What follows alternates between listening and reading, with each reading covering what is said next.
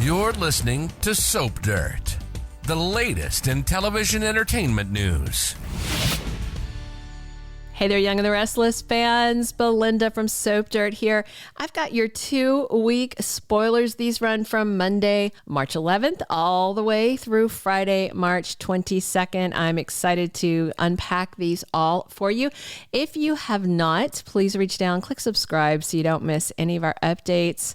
Now let's dive right into what's ahead the next 2 weeks on The Young and the Restless. Monday, March 11th. We've got Phyllis dumped by Danny and drunk, talking to Nick Newman. He decides to take her upstairs to the GCAC, wants to get some food into her to try and sober her up. She has pulled out her hair extensions, her false eyelashes, and she's all mascara stained and teary and desperate and weird in only the way that red can be. And she opens up to him about getting rejected, and then she tries to seduce him. She kisses him, and she's trying to get him to sleep with her, even if it's just a no strings thing. And smart boy, he takes a hard pass on that and gets out of there. Victor and Michael are in a sketchy alley facing off with Jordan. The mustache has given her a pile of money and a chateau if she will just bugger off and leave town. I think she'd rather stay around and kill him. She's got a gun in her hand. We'll see how it goes. Claire, meanwhile, is worried that all this insanity that's dripping off of Jordan and that she also knows was in her grandma Eve's brain has leached down to her, that she's in this terrible, fungus-ridden gene pool of these women, and she's very worried she might be nuts too.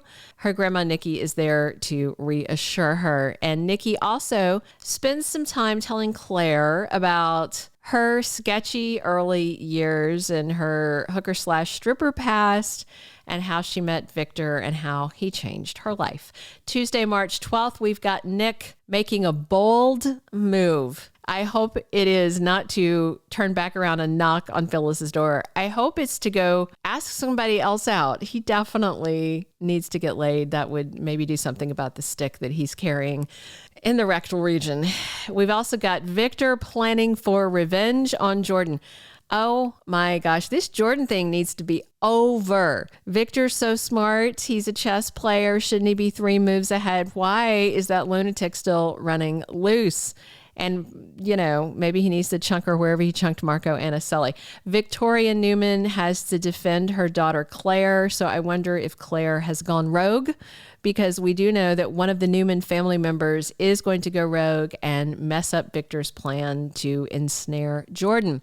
Wednesday, March 13th, we've got Daniel Romalotti's jaw dropping. He's enjoying a nice little family breakfast with his daughter Lucy and her mom Heather, whom he's banging behind Lily's back. And Lily walks in the door with a bag of groceries, clearly ready to cook for him, but looks like he's enjoying somebody else's muffins for breakfast. And the look on Lily's face.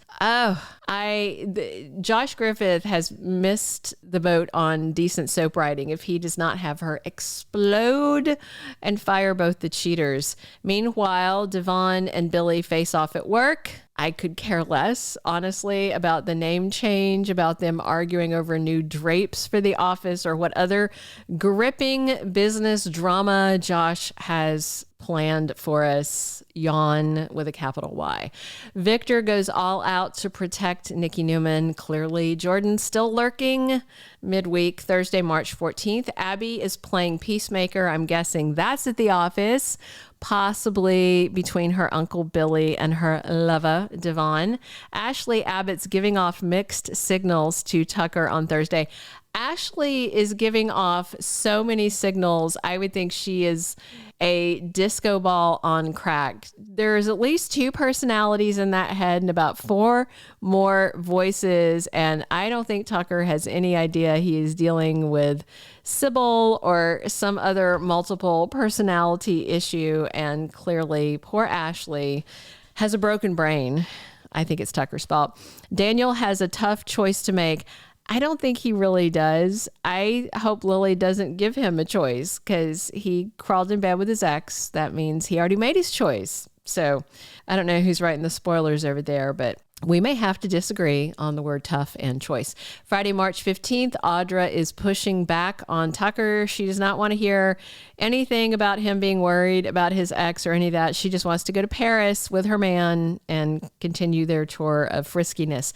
Chelsea and Adam have to work together to help Connor, who of course is struggling with OCD.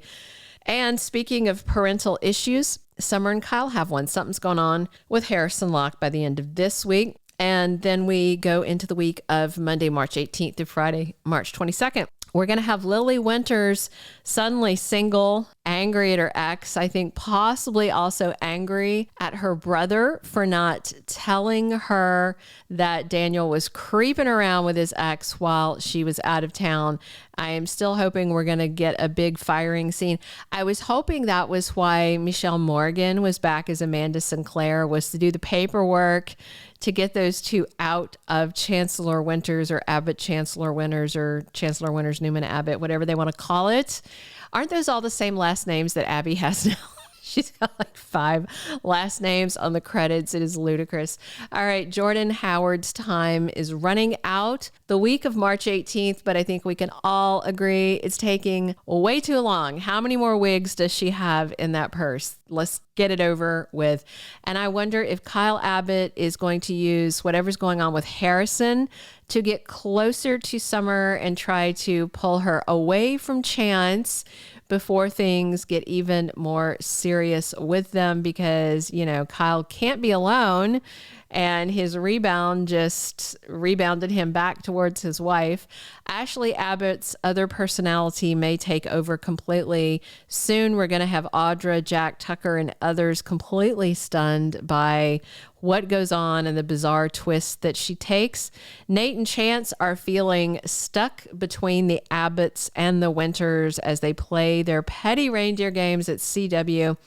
And Phyllis Summers has to decide what's next. Is she going to grow up and pull up her big girl panties and get on with it? Or is she going to lash out like an angry teenage girl like she usually does? I think we could all guess which way it is probably gonna go. We shall see. All right, that is everything I have for these 2 weeks spoilers. Please subscribe if you haven't already. Definitely drop your comments on what you are excited to see or not to see. I can take your beef too. Lay it out here for me in the comments. Be sure and come back soon, because we're here talking Young and the Restless 7 days a week. And as always, this is your host, Belinda from Soap Dirt. Thanks for listening. Thank you for being a loyal listener. Follow us wherever you get your podcast, because you don't want to miss the next episode. Soap Dirt is on all the major podcast platforms, including Apple Podcast, Spotify, iHeartRadio, and more.